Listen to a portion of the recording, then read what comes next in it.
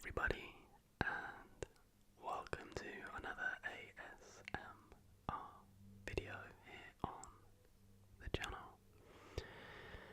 Now today, I'm not sure if the lighting in the video looks okay. I'm filming during the day for possibly the first time in like a year, probably longer to be honest. I got a free house, so I figured let's film a nice 1 hour long video, so we'll see how the lighting looks in post. I've got 2 ring lights, but I actually haven't invested in a curtain yet in this room, so yeah, apologies if it looks a bit weird, but there'll be images coming on and off screen anyway, so hopefully it's not too bad. But anyway, I believe a long time ago we did a conspiracy theories video about ancient Egypt. Super interesting topic, and it's been requested quite a few times that we do a dedicated fact video or history video on it. Well, I thought let's chuck all of those things into one mega video. So what we're going to be doing today is beginning with a brief history overview of ancient Egypt, then looking at some facts, and then ending the video with some conspiracy theories.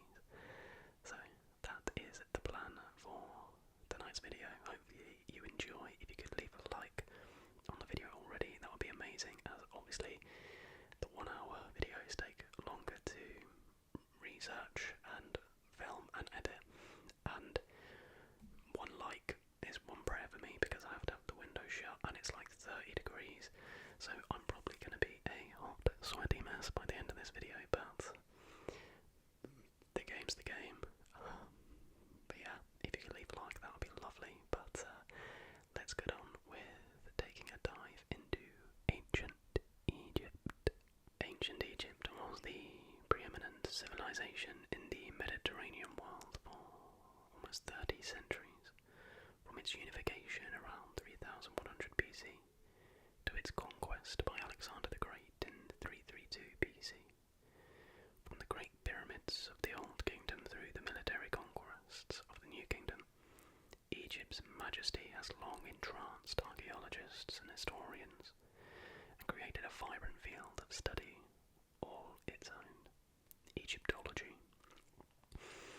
The main sources of information about ancient Egypt are the many monuments, objects and artifacts that have been recovered from archaeological sites, covered with hieroglyphs that have only recently been deciphered. The picture that emerges is of a culture with few equals in the beauty of its art, the accomplishment of its architecture, or the richness of its religious traditions. That's a little introduction. So we begin in the pre-dynastic period, circa 5000 to 3100 BC. So few written records or artifacts have been found from this pre-dynastic period, which encompassed at least 2000 years of gradual development of the Egypt civilization. Neolithic, which is late Stone Age, communities in northeastern Africa exchanged hunting for agriculture and made early advances that paved the way for the later development of Egyptian arts and crafts, technology, politics and religion. Around 3400 BC, 2 separate kingdoms were established near the Fertile Crescent, an area home to some of the world's oldest civilizations. The Red Land to the north, based in the Nile River Delta, and extending along the Nile perhaps to Atfi, and the White Land in the south, stretching from Atfi to Gebel es-Silsila. A southern king, Scorpion, made the first attempts to conquer the northern kingdom around 3200 BC. A century later, King Menes would subdue the north and unify the country, becoming the first king of the first dynasty. So moving into the Archaic period, 3100 to 2686 BC. King Menes founded the capital of ancient Egypt as White Walls, later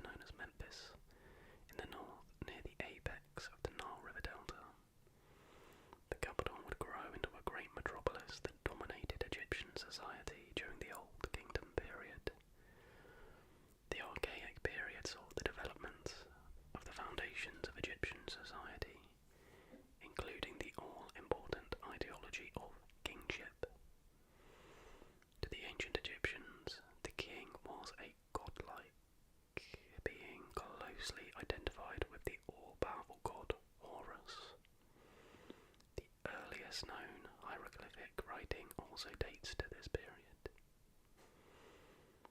In the Archaic period, as in all other periods, most ancient Egyptians were farmers living in small villages, and agriculture formed the economic base of the Egyptian state. The annual flooding of the Great Nile River provided the necessary irrigation and fertilization each year. Farmers sowed the wheat after the flooding receded and harvested it before the season of high temperatures and drought returned. Moving now into Old Kingdom, Age of the Pyramid Builders, 2686 to 2181 BC. The Old Kingdom began with the Third Dynasty of Pharaohs. Around 630 BC, the Third Dynasty's King Djoser asked Imhotep, an architect, priest and healer, to design a funerary monument for him. The result was the world's first major stone building, the Step Pyramid at Saqqara, near Memphis. Egyptian pyramid building reached its zenith with the construction of the Great Pyramid at Giza, on the outskirts of Cairo, built for Khufu, who ruled from 2589 to 2566 BC. The pyramid was later named by classical historians as one of the seven wonders of the ancient world. The ancient Greek historian Herodotus estimated it took 100,000 men 20 years to build it. Two other pyramids were built at Giza for Khufu's successor Khafra and Menkaura. Or was it men that built the pyramids? Well, stay to the end of the video to find out. During the Third and Fourth Dynasties, Egypt enjoyed a golden age of peace and prosperity. The pharaohs held absolute power and provided a stable central government. The kingdom faced no serious threats from abroad. Unsuccessful military campaigns in foreign countries like Nubia and Libya added to its considerable economic prosperity.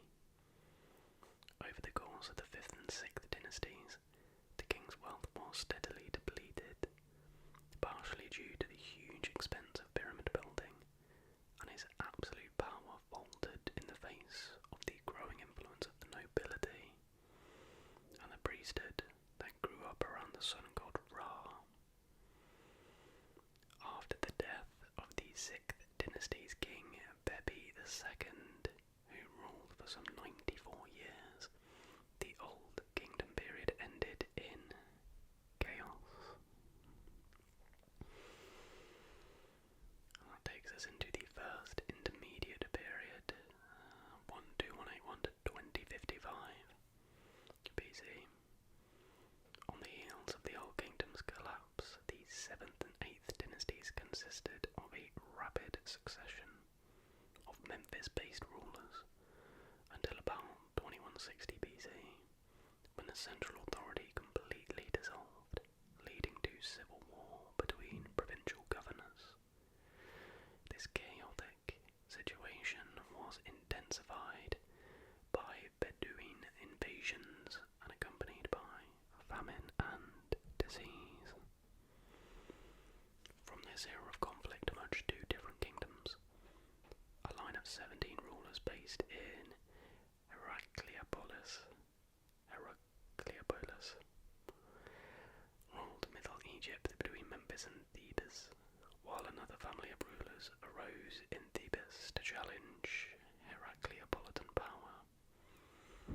Around 2055 BC, the Theban prince Mentuhotep managed to topple Heracleopolis and reunited Egypt, beginning the 11th dynasty and ending the First Intermediate period. As always, apologies for the pronunciations. We move into the Middle Kingdom, 12th dynasty. I alternate the way I say it. 2055 to 1786 BC. So after the last ruler of the 11th dynasty, Mentuhotep IV was assassinated, the throne passed to his vizier or chief minister, who became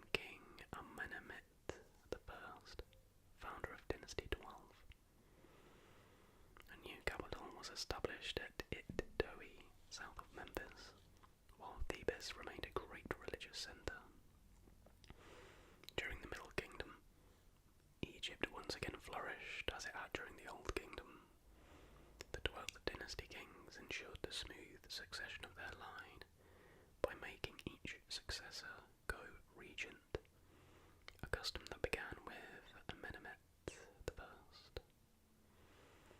Middle Kingdom Egypt pursued an aggressive foreign policy, colonising Nubia and repelling the Bedouins who had infiltrated Egypt during the First Intermediate period. The kingdom also built diplomatic and trade relations with Syria, Palestine and other countries, undertook building projects including military fortresses and mining quarries, and returned to pyramid building in the tradition of the Old Kingdom. The Middle Kingdom reached its peak under Amenemhet III and continued under his sister and regent Queen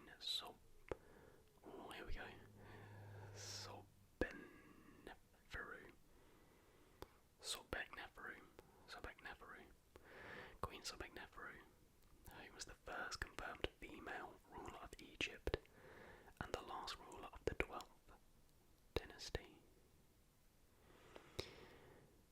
Taking us into the Second Intermediate period, 1786 to 1567, the 13th dynasty marked the beginning of another unsettled period in Egyptian history, during which a rapid succession of kings failed to consolidate power. As a consequence, during the Second Intermediate period, Egypt was divided into several spheres of influence. The official royal court and seat of government was relocated to Thebes, while a rival dynasty, the 14th, centered on the city of Zois in the Nile Delta, which seems to have existed at the same time as the 13th. Around 1650 BC, a line of foreign rulers known as the Hyksos took advantage of Egypt's instability to take control. The Hyksos rulers of the 15th dynasty adopted and continued many of the existing Egyptian traditions in government as well as culture. They ruled concurrently with a line of native Theban rulers of the 17th dynasty, who retained control over most of southern Egypt, despite having to pay taxes to the Hyksos. Conflict eventually flared between the two groups, and the Thebans launched a war against the Hyksos around 1570 BC, driving them out of Egypt. Next period is the New Kingdom, 1567 to 1085 BC. Under Ahmose I, the first king of the 18th dynasty, Egypt was once again reunited. During this dynasty, Egypt restored its control over Nubia and began military campaigns in Palestine, clashing with other powers in the area, such as the Medinians and the Hittites. The Hittites. I should have read this more in detail before. The country went on to establish the world's first great empire, stretching from Nubia to the Euphrates River in Asia. In addition to powerful kings such as Amenhotep I, Thutmose I, and Amenhotep III, the new kingdom was notable for the role of royal women such as Queen Hatshepsut, who began ruling as a regent for her young stepson, but rose to wield all the powers of a pharaoh. The controversial Amenhotep IV of the late 18th dynasty undertook a religious revolution, disbanding the priesthoods dedicated to Amun-Re and forcing the exclusive worship of another sun god, Aton. Renaming himself Akhenaten, servant of the Aton, he built a new capital in Middle Egypt called Akhetaton, later known as Amarna. Upon Akhenaton's death, the capital returned to Thebes, and Egyptians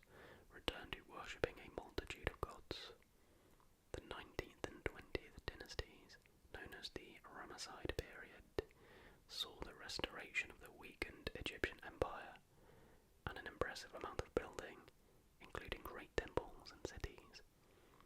According to biblical chronology, the exodus of Moses and the Israelites from Egypt possibly occurred during the reign of Ramesses II.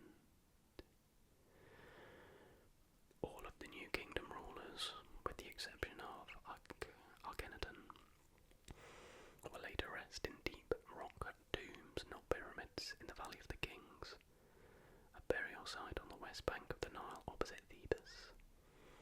Most of them were raided and destroyed, with the exception of the tomb and treasure of Tutankhamun, discovered largely intact in AD 1922. The splendid mortuary temple, the last great king of the 20th dynasty Ramesses III, was also relatively well preserved and indicated the prosperity that Egypt still enjoyed during his reign. The kings who followed Ramesses III were less successful. Egypt lost its provinces in Palestine and Syria for good, and suffered from foreign invasions, while its wealth was being steadily but inevitably depleted. We now just got a few more periods to round this off. With the third intermediate period, 1085 to 664 BC. The next 400 years, known as the Third Intermediate Period, saw important changes in Egyptian politics, society and culture. Centralised government under the 21st dynasty pharaohs gave way to the resurgence of local officials, while foreigners from Libya and Nubia grabbed power for themselves and left a lasting imprint on Egypt's population. The 22nd dynasty began around 945 BC, with King Sheshonq, a descendant of Libyans who had invaded Egypt during the late 20th dynasty and settled there. Many local rulers were virtually autonomous during this period, and dynasties 23 to 24 are poorly documented. In the 8th century BC, Nubian pharaohs, beginning with Shabago, ruler of the Nubian kingdom of Kush, established their own dynasty, the 25th at Thebes. Under Kushite rule, Egypt clashed with the growing Assyrian Empire. In 671 BC, the Assyrian ruler Esarhaddon drove the Kushite king Taharqa out of Memphis and destroyed the city. He then appointed his own rulers out of local governments and officials loyal to the Assyrians. One of them, Necho of Sais, ruled briefly as the first king of the 26th dynasty, before being killed by the Kushite leader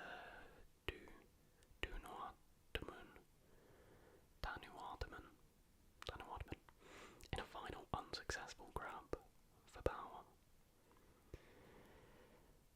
And then, finally, from the late period to Alexander's conquest, 664 to 332 BC, beginning with Necho's son. Oh, big name. Psammetichus. The Said dynasty ruled a reunified Egypt for less than 2 centuries.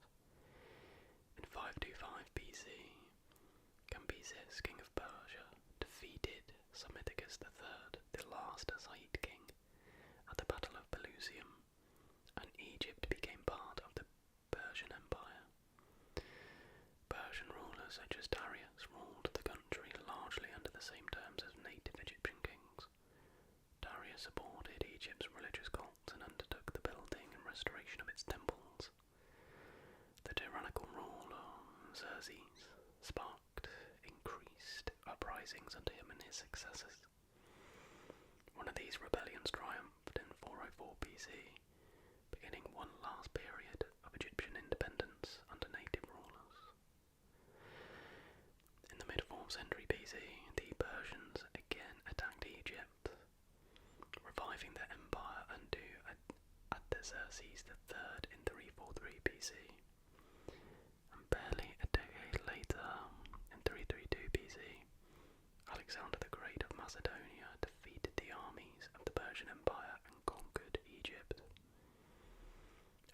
Alexander's death, Egypt was ruled by a line of Macedonian kings, beginning with Alexander's general Ptolemy and continuing with his descendants. The last ruler of Ptolemaic Egypt, the legendary Cleopatra VI, seventh, surrendered Egypt to the armies of Octavian in 31 BC. 6 centuries of Roman rule followed, during which Christianity became the official religion of Rome, and the Roman Empire's provinces, including Egypt. The conquest of Egypt by the Arabs in the 7th century AD and the introduction of Islam would do away with the last outward aspects of ancient Egyptian culture and propel the country toward its modern incarnation. So that truly broke down the different periods that come to categorise ancient Egypt. So now that's the history part then, sort of link to the history part. We're now going to move on to some facts about ancient Egypt. I will try not to include any duplicates of information we've already heard, but I'll probably just roll through some to be honest. So, fact number 1. Imhotep could be considered the first ever known architect, as he planned the first step pyramids. The Great Sphinx of Giza is 4,500 years old. The earliest evidence of juggling is from over 4,000 years ago in the ancient Egyptian times. Images in a tomb show women juggling together. Dentists thought that there were tooth worms that were causing tooth decay and tooth problems. They would pray to the gods to take away the worms and give the patients medicine to help with the pain. I'm not sure if this worked, as Queen Hatshepsut died with a tooth abscess. Pyramids can take about 23 years to build. The River Nile is one of the longest rivers in the world, coming in at around 6,670 kilometers long. The ancient Egyptians believed in the afterlife. They thought the afterlife was very similar to life on Earth, but with no grief or sorrow. They believed that a second self called the Ka lived within every human being. When the physical body expired, the Ka enjoyed eternal life. Howard Carter and his team were able to work out that King Tut likely died in March or April due to the flowers that were buried close to his body.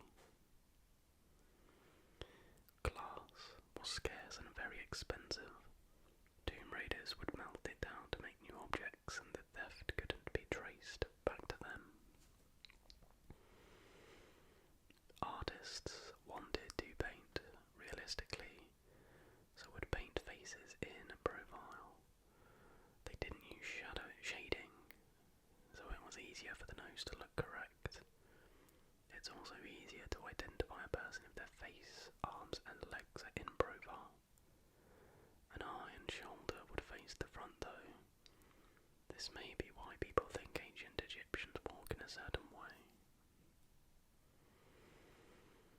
Ancient Egyptians would pray to and give offerings to the Nile god Hapi, in the hope that the Nile would flood each year.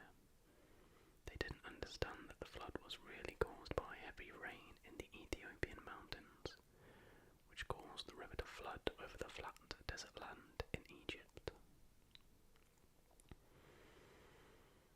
Soldiers fought with axes, spears and javelins made with wooden handles and bronze blades.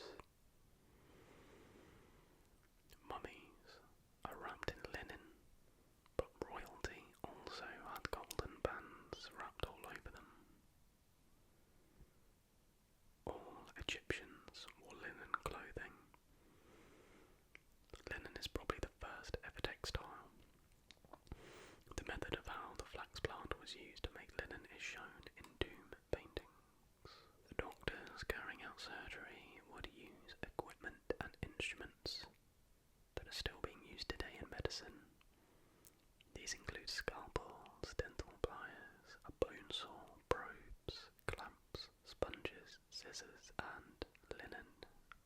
Ages. Everyone enjoyed music. Instruments included tambourines, flutes, castanets and tall harps. We don't know what the music sounded like, but we know from tomb paintings that Egyptians enjoyed dancing and being entertained, so it was likely to be fast-paced and happy music. Drum and bass. There is no evidence of Egyptian theatre, but we know that plays about the gods were performed at festivals. Once a mummy was laid to rest in their coffin, the priests would back out of the chamber, sweeping away their footprints. The door was then sealed, so that no one could enter and disturb the mummy or their possessions. The Great Pyramid of Giza was the tallest man-made structure for over 3,800 years. Ancient Egyptians would enjoy the following pastimes: rowing boats on the River Nile, horse riding, running games, boxing and wrestling, playing tug of war and playing hockey, with balls made from leather and papyrus. Illness was thought to be because the patient had upset a god, so praying to the gods and presenting offerings/presents was seen as practical ways to help sufferers. Some early Egyptians have been found buried in pits in the desert. The hot, dry sand preserved some of the bodies for 5,000 years. The wind usually blows from north to south along the Nile. If you were sailing south, then you could use linen sails. Unfortunately, you'd have to get your oars out to row when sailing back home. Inside the pyramids, the temperature is a constant 20 degrees Celsius. You could have your pet mummified with you so you were not lonely in the afterlife, even if they were not actually ready for the afterlife yet. It's pretty morbid. Ask your family to bury shaptis, which are small clay dolls, with you when you're mummified to help you with work in the afterlife. The good servants may have already been taken. Jewellery was so popular that even pet cats could be seen with rings in their ears or noses. Ancient Egyptians were the first people to give us our year with 365 days. The year was divided up like this: 10 days is 1 week, 3 weeks is 1 month, 4 months is 1 season, and 3 seasons plus 5 holy days is 1 year. If the Egyptian army killed you, then your hand or tongue may be cut off. This helped the scribes count how many had been killed in battle. Mirrors for rich people were made from polished bronze. Poor women used the reflection of water instead. The dwarf god Bes looked over homes and families. He's often shown as a happy god who likes singing and dancing. Not one of the pyramids could keep out the tomb raiders. All of them were broken into over time and treasures were lost.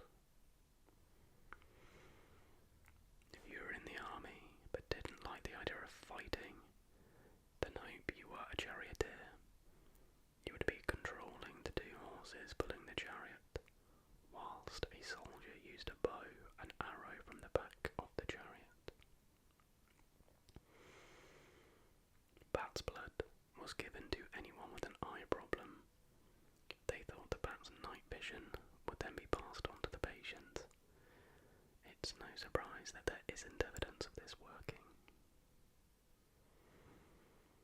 In the mummification process, it's sensible to label bodies so they don't get mixed up. Don't think about being a tomb raider for a living. If you're caught, you're likely to be tortured and then have a slow death by impalement.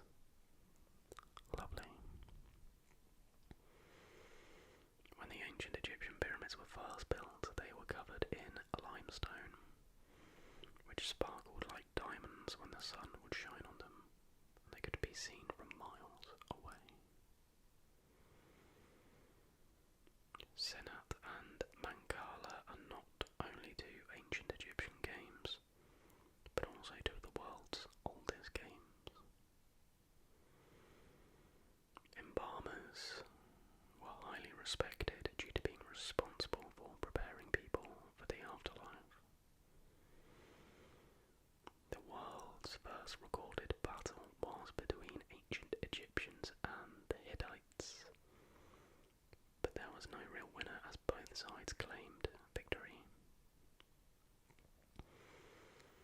The faces on coffins were painted to show the person as being young and beautiful. Every pharaoh has 5 names. We call pharaohs by their birth name, but Egyptians would call them by their throne name. The Egyptians would never have known Tutankhamun. The Egyptians would have known Tutankhamun as Nebkebru.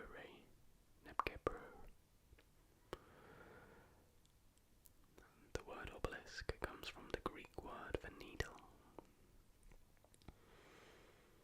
The Rosetta Stone became the key to deciphering hieroglyphics. The stone is inscribed in 3 different languages, which helped the French scholar Jean-Francois in 1822 understand a language made up with pictures. Most houses were about 5 by 15 metres with a flat roof used as an extra room. The Sphinx is 73 metres long and 20 metres high, and is one of the world's largest monuments.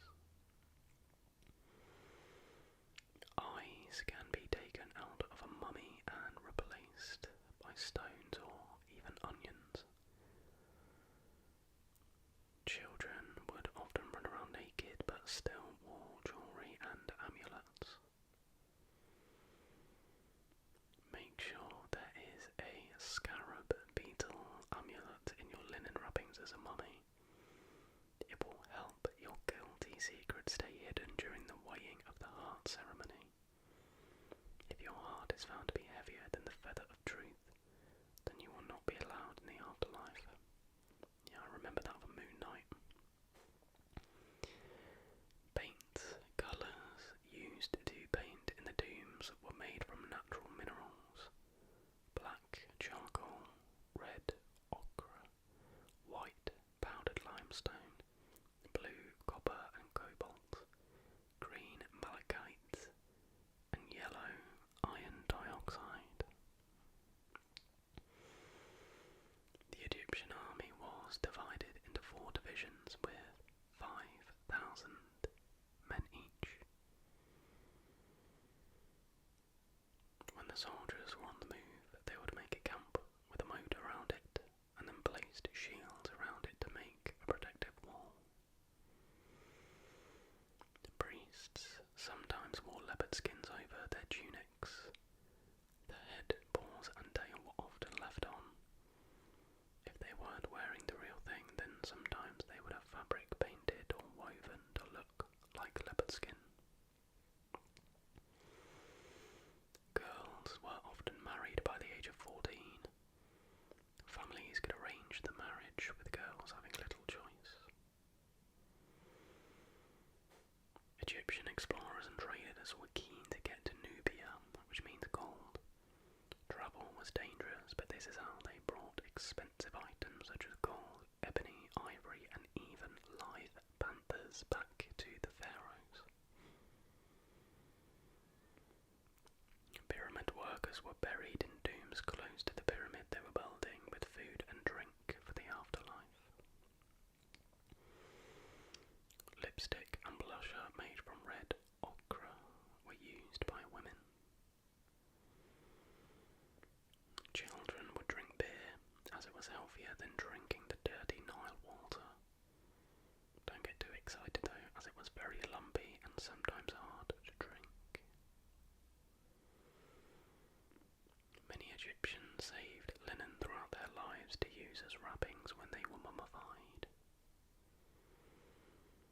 Even though the doctors were well respected, you'll be pleased that they won't be treating you.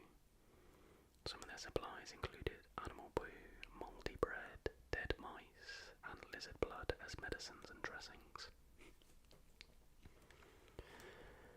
Women at banquets would wear cones on top of their wigs filled with perfumed oil. The oily perfume would melt as the evening wore on and ran down their dresses. The Egyptian word for army means task force.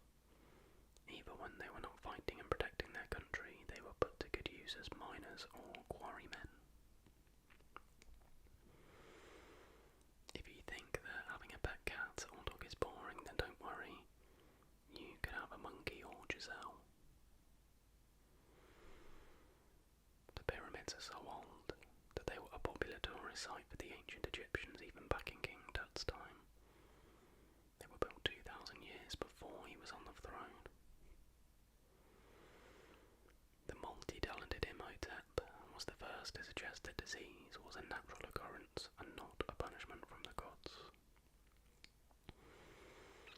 Frankincense and myrrh were not just big names at Christmas, but were considered valuable gifts all year round and were used in mummification.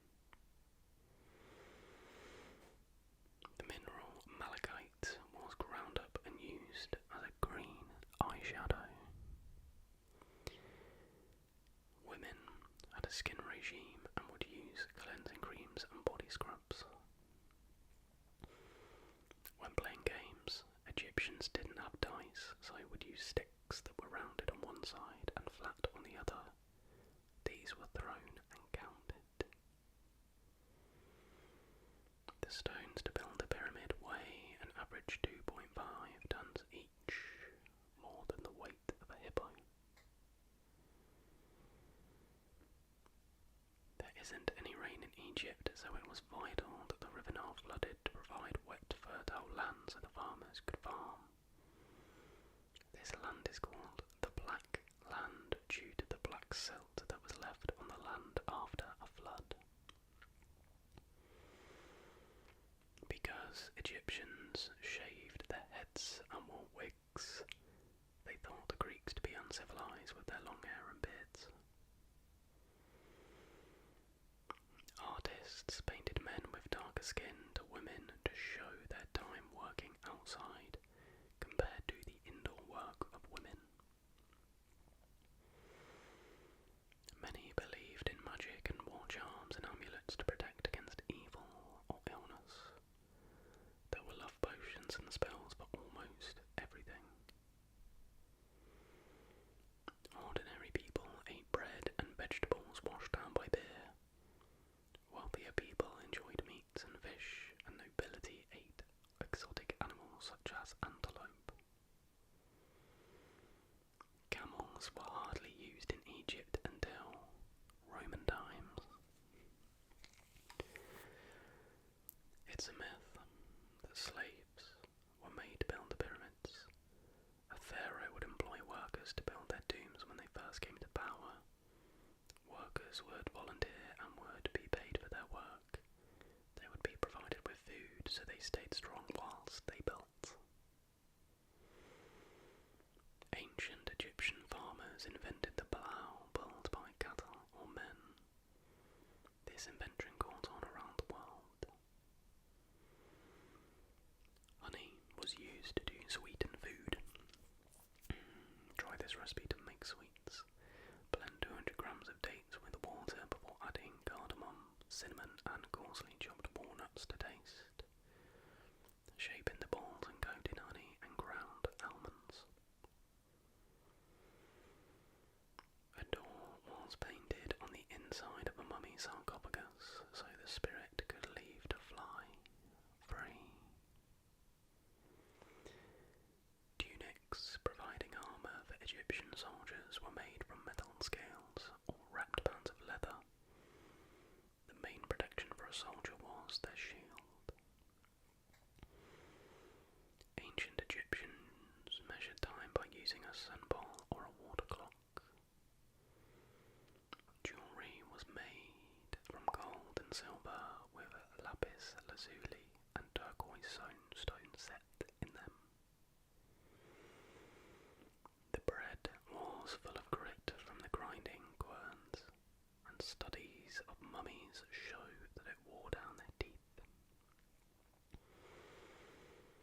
Ramesses the Great had 96 sons and 60 daughters. How is that even possible? He must have been active for so long. Pharaohs were allowed to have more than one wife, sometimes having lots. Yeah, to be fair, I forgot about that. So he probably had like 10 wives and was just like popping them out. Hunting was a popular pastime, with some ancient Egyptians hunting a lion and even hippo. It was considered normal for an persons to marry each other. The word hieroglyph is a Greek word meaning sacred writing in stone. And the final fact is Egyptians were the first to strike. This happened over 3,000 years ago. Workers sat in the shade, refusing to work until their back rations were paid. This was recorded on papyrus. That was 100 facts about ancient Egypt there. So,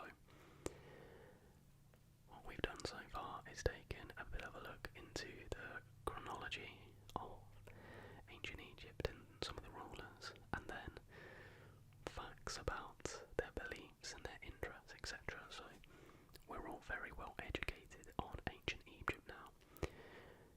Now what I'm going to do is throw all of that out the window and completely corrupt you, corrupt your brains and your minds with some pure insanity as we take a look at some of the conspiracy theories surrounding ancient Egypt.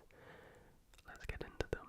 Ancient pyramids of Giza could have been built by alien visitors, according to shock claims from a researcher.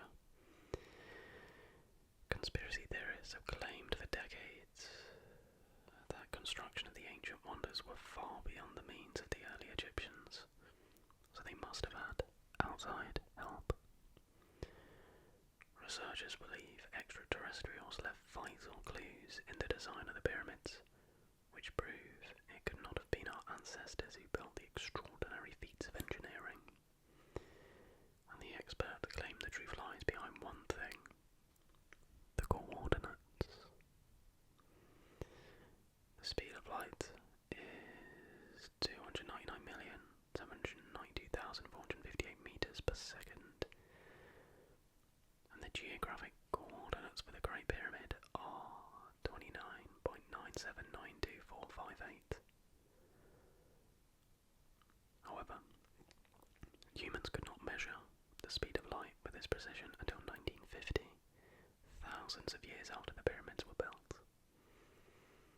Travelling at the speed of light is theorised as being the only way to time travel, and believers claim the advanced aliens could have returned to Earth from the future to build the monuments. YouTube researcher Manu Sevzadeh said, "Is it possible that those who placed the Great Pyramid on the Giza Plateau had an inkling of the speed of light to a degree of accuracy not possible without highly technical equipment?"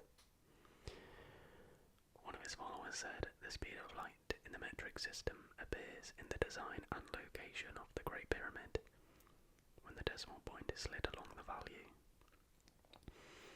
Aliens chose this location for a reason. This striking similarity is difficult to accept as a coincidence. There can be no doubt that it is a mathematically intelligent design associated with the stellar belief of its builders." Believers of this ancient aliens theory claim extraterrestrials also came to help build Stonehenge in Wiltshire in the UK, and other ancient monuments connected with the cosmos. They have dubbed the hypothetical advanced visitors as ancient astronauts.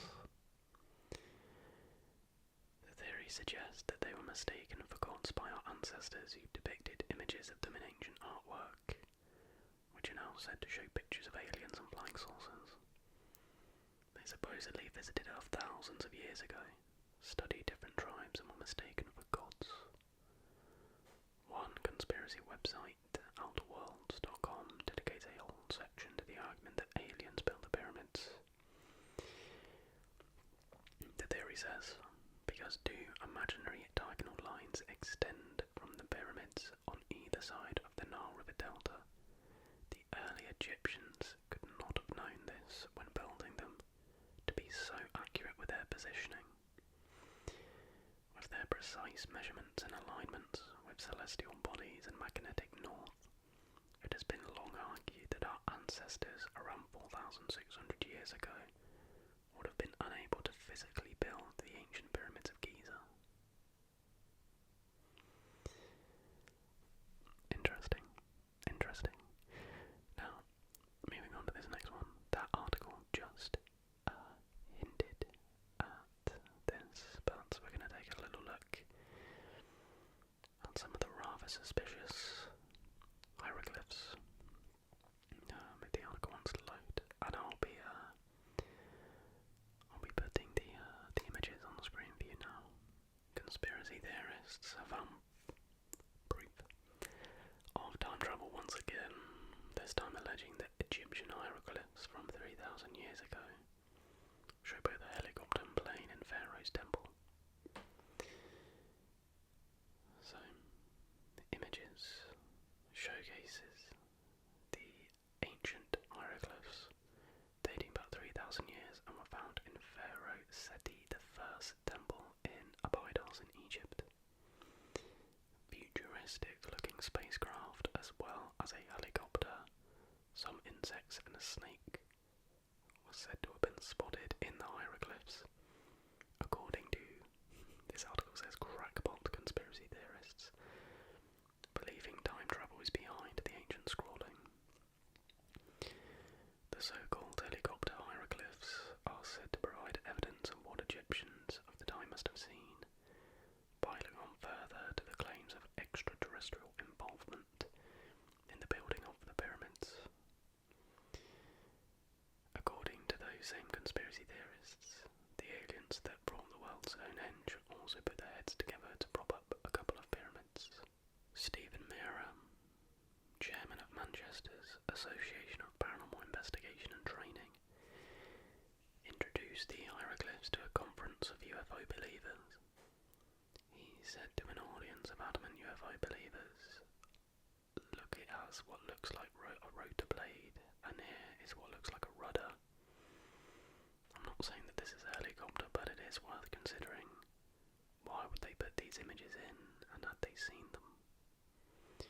A blog investigating the claim of extraterrestrial involvement revealed that the hieroglyphs were actually the names of the pharaoh, the Sun reported. Rain School alleged that the hieroglyphs were pictograms of the names of pharaohs, writing, "Pharaohs had 5 names. Each name is usually started with specific pictograms." It is not the first claim of time travel in ancient hieroglyphs and artifacts, with Daily Star reporting that conspiracy theorists has also spotted proof in ancient pottery. The image depicted a person using what appeared to some as a laptop, with the 2,500-year-old piece of clay apparently proof of time travel. I need to see this. I want to see this picture. What will I have to search to find this? Ancient Egypt. I mean, hopefully I'll find it and put it on screen view. Ancient Egypt pottery laptop. Okay, I can kind of see where they're coming from. What actually is it though? Does this article tell me what it actually is? Let's have a look. What is it? It's a typical funeral marker. Is that what that is? Reclines on a desk, held by a girl whose hair stomach indicates she's a slave. It's not a laptop basically, it's something to do with funerals. But that is funny because it does actually quite look like that. Right, got a few more quick fire theories here. Ancient Egyptian civilization could be as old as 7,000 years. These claims are based on the finding of an ostrich egg that's now in display at the Museum of Nubia in southern Egypt. This egg was found by British archaeologist Malaby Cecil Firth in 1907, and according to researchers, it comes from the Nagada the first culture, which is 7,000 years old. But here comes the crazy part. On the egg, among various other inscriptions, is the depiction of the pyramids. Wait a second. The pyramids of Giza are widely believed to be 4,500 years old. So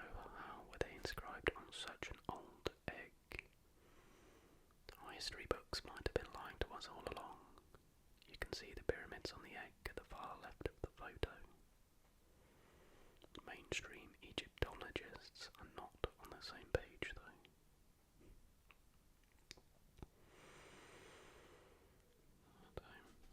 Ancient Egyptian pharaohs were alien hybrids, and I'll put some images on screen. So it's like you're familiar with the TV show Ancient Aliens, a staple of the stoner/conspiracy theorist community, which claims that beings from another planet built the pyramids. It's been argued for ages that ancient Egyptians would be unable to build the pyramids, a project which would still be highly challenging to undertake today. This led to a theory that advanced extraterrestrial life forms passed on their knowledge or created the monuments before civilization even emerged. British author, reporter and specialist in pseudo-scientific theories involving ancient civilizations, Graham Hancock is an advocate of that theory. How could the Egyptians have built their pyramid facing the exact magnetic North Pole without even having a compass? Those aliens, abundant in their knowledge and drowning in technology, came along and using their compasses they landed on Earth and found the actual magnetic North and South Poles, then built the pyramids. Many other signs lead to pharaohs being aliens as a possibility. A set of coins that depicted a stereotypical grey alien and a flying saucer were found during a renovation in Egypt. The other coin appears to say in due time. Creepy. It would have been a bit more plausible if the inscription wasn't in Latin though. Also, hieroglyphics that show what appear to be boats, helicopters and planes were uncovered at the Temple of Seti at Abydos. And we've already been through that. So how were the pyramids actually built? Well, supersonic levitation apparently. According to ancient wisdom, the power of sound is almost supernaturally immense and can be used to levitate and move large objects if done the correct technique. In her book, Acoustic Levitation of Stones, Monastery Construction, Tibetan Style, author Bruce Cathy claims having witnessed Tibetan monks moving huge boulders with their voices and musical instruments. The precise location of musicians and singers was crucial for the anti-gravity sonic effects to work. Swedish engineer Olaf Alexandersson claims that the knowledge of the various vibrations in the audio range demonstrates to a scientist of physics that a vibrating and condensed sound field can nullify the power of gravitation. This has led many to believe that this must have been the way that the huge rocks used to build the pyramids were transported and placed on top of each other, as opposed to good old-fashioned slavery. What a bit of a weird way of putting it. The Great Sphinx is 800,000 years old. The Sphinx is truly an enigmatic monument. Until today, nobody has been able to date it accurately, as there are no written records or mentions of it. But the water erosion visible on the Big Cat has led some to believe that the Sphinx is much, much older than we think. Two Ukrainian geologists argue that the erosion on the Sphinx is not the work of wind and sand, but rather the work of waves in a time when Giza was flooded. They argue that the erosion pattern on the Sphinx looks like the erosion pattern on the Black Sea coast, which means we would need a water level at least 160 metres higher than the current sea level, and this only happened 700,000 years ago. That's like 695,500 years older than we've been told. Next up, ancient Egyptians had supernatural abilities like telepathy and telekinesis. Our old friend Graham Hancock believes that ancient Egyptian civilization this today, as it was not primarily about material things. But I love my iPhone, I hear you lament. Yes, we all love our mobile phones as well as technology in general. And that's what Graham is arguing. Our civilization has gone the mechanical route, and we are highly efficient at that. But ancient civilizations, he says, chose a different route, more focused on the faculties of the human mind. This theory argues that they could read minds using telepathy, and even move objects using their minds using telekinesis. Humans today might have this ability, though our dependence on technology and material things have put this power to sleep. And finally, we have the cocaine mummy, proof that ancient Egyptians travelled to the Americas. This one is an interesting one, because traces of cocaine and nicotine were actually found amongst our ancestors' mummies. So there's something relatively concrete to go by. Did ancient Egyptians visit the New World? Were they trading papyrus for some of Pablo Escobar's ancestors' pedicle? One day, German scientist Dr. Svetla Balabanova was just minding her own business, doing what she just best, studying the remains of a mummy. But this wasn't just any mummy, this was Lady Enid Dye, a member of the ruling class. Wait, hold up, so cocaine was already an expensive drug, a thing of the elite, so to speak. Was ancient Egypt really that different from today? Tobacco and coca plants were only found in the Americas at the time, but how was cocaine, a substance that wasn't exported overseas until the 19th century, found in an ancient Egyptian mummy?